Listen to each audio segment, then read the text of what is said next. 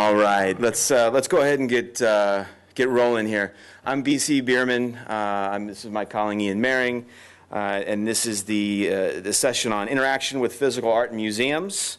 I'm also going to introduce, and Patrick, am I going to say your name? Your last name, pronounce it correctly, is with a K, like a K. Lichty. Yeah. Got it. Right. And Nicholas Henchos, and of course Giovanna Landi. So we're here and we're going to introduce some projects that have to do with interacting with physical spaces primarily. I'll focus on urban spaces, primarily cities. We'll get into digital art and digital art interaction. But let me sort of get to it because we got 10 minutes per speaker and then 5 minutes of Q&A. All right? Okay. Okay, so a little bit about me, and then I'll get into how I got into this craziness. I'm an academic and also a digital artist, and I have a vested interest in terms of research with how individuals, private citizens, can make incursions into public spaces, specifically urban spaces and spaces that are dominated by commercial messaging and advertising. Ian and I come from Los Angeles, and ad space in Los Angeles is very expensive, in some spots upwards of $100,000 plus. Citizens, artists really can't have a voice in that space. Well, there's two ways. One, pay the money, which most don't have, and two, risk the threat of arrest. We started out with a hypothesis, and the hypothesis was, can emerging technologies, and AR in particular, democratize access to public, typically urban spaces, form a new mode of communication, and give a voice to private citizens and artists? Lofty. All right, we'll see if we can pull it off.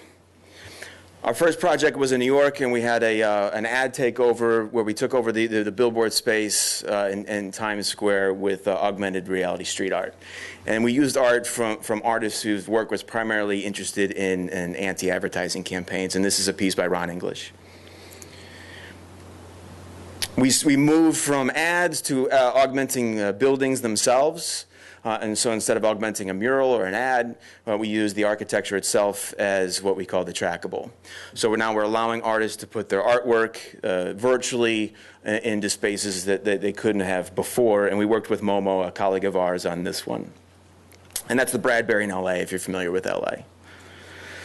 We also worked in New York, where we resurrected murals on the Bowery Wall. And in this case, we started with a 1982 Keith Haring piece, which was originally there that made the wall famous. It's now been curated by Tony Goldman and Jeffrey Deitch. I don't know if Jeffrey's still involved in that. And you can now see all the murals that used to be there but have been painted over, from Keith Haring all the way up to, I think the most recent one was Maya Hayuk. We did a few murals down in Miami. Now we're getting a little bit more progressive in terms of the interaction, in terms of the 3D environments. We're creating a sort of a fully immersive environments that these murals might live in or sit in. We worked with the IEEE and the W3C on augmenting the Driscoll Hotel in Austin for South by Southwest. The idea is that you're pulling down this pixel wall, you can interact with it with physics, and open up the virtual wall that blocked the entrance to the hotel. So again, we're augmenting architecture as opposed to murals. This was another collaboration with Momo in St. Louis, and in this one, we're allowing the user, we progressed a little bit in terms of interactivity, we're allowing the user to redesign, recompose the mural. So digitally, you unlock the shapes that are embedded in the mural, and then you can, through touch events, recompose those shapes into a new composition, maybe one that you prefer. We worked in Europe with the European Union Commission, and in this one we pushed a little bit more into interactive augmented mapping, interactive data. We're starting to data collect. And just sort of a crazy digital art installation that lived in the entire square of Grand Place, if you've ever been to Brussels. So not only is it a single building, but now it's 4 buildings, or a surrounding of buildings in the square, and the entire environment is augmented. Now we're pushing even bigger. This was a collaboration again with the IEEE and Vuforia in South by Southwest this year. This turned out to be a monster, bigger than we were expecting. We got on site, and this building is massive, as you can see. So it was an 84-foot by 32-foot wheat paste mural that we installed over the course of about 3.5 days. And if you were at South by Southwest this year, the weather kind of was horrible. They hadn't had rain in, like, I think a year, and then it rained like a monsoon on the night before the day we were trying to install. And then it was like 32 degrees the next day. This gives you a little sense of the scale of the mural. And then this mural comes alive in augmented reality. And the concept behind this is consumption, production, and advertising. And in this instance, we're pushing more heavily into data collection in terms of how the users are interacting with the piece. So how the user interact with the piece, we're understanding in terms of user interface, composing a new user interface potentially that maybe is unique to augmented reality. And then ultimately, this is private data collection and anonymous. We don't know who's touching. We just know what they're touching and how much and so forth. And then in terms of a social benefit, the idea is that cities, potentially civic organizations, could cull specific data sets and then use those to improve those city spaces that these pieces live in. A similar piece in Australia, and I'm just going to go straight to the video. I'm running out of time here.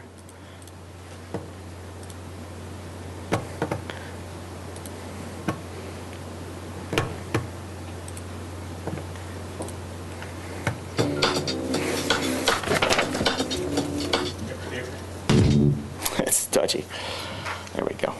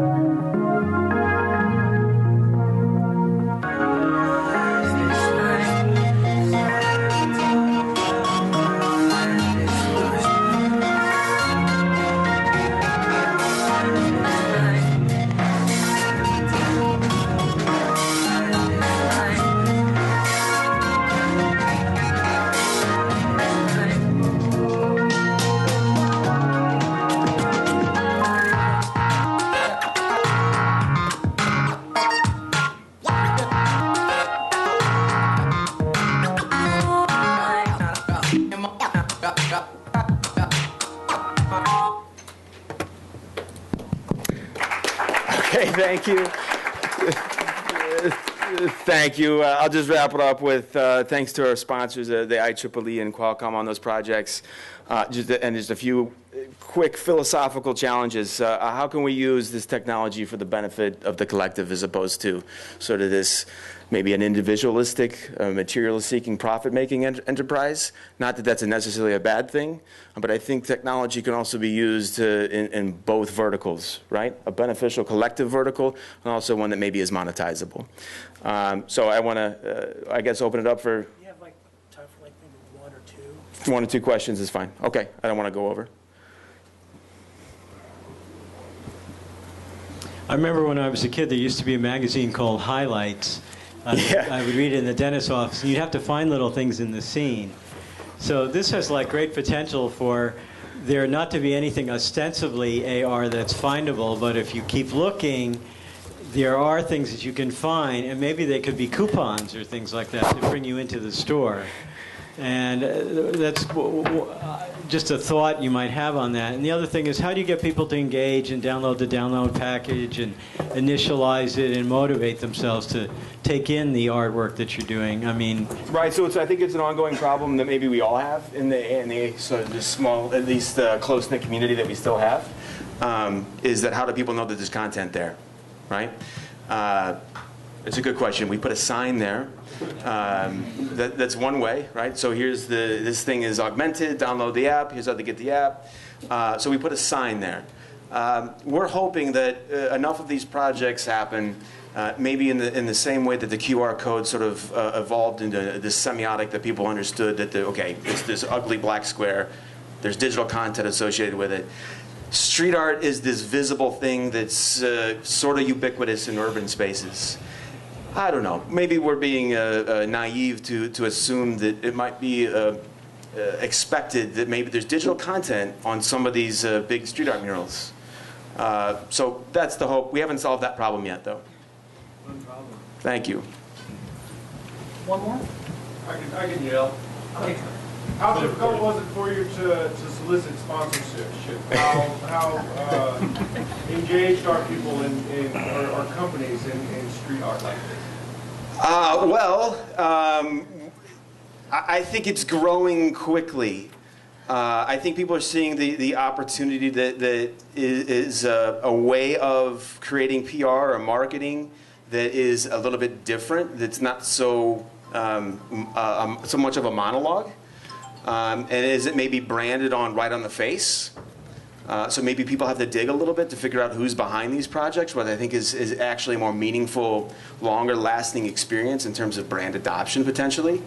So for us, it's been great to get to these sponsors on board because they've seen our projects, and I think they see the value and the potential of it, and we're grateful to that. So it's almost like one project has kind of led to the next. Right? Once one becomes visible, it kind of leads to the next one. I think I answered your question. Thank you. And let's continue the conversation. We have a booth, City Visions, down in the exhibit hall. Come on up. Let's continue the conversation, see some of our work, and see what we've done with the IEEE, and let's start to collaborate. Yes, and we want your input in terms of IEEE industry connections, which we can also talk to you about, so we can sort of take this journey together. Thank you. Our time's up. Yeah, Thank you. there we go. Okay. All right. Thank you very much. Good to see you. Hi. Okay.